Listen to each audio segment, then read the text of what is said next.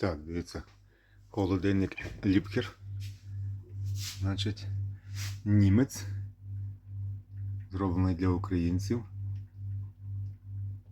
Wi-Fi. Ще там щось, ще там щось, ще там щось. Цельсій, Фаренгейт. Передивіться уважно. Має бути тризуб, напевно. Оп. А тризуба нема. Тут таке висвічується. Не знаю для кого.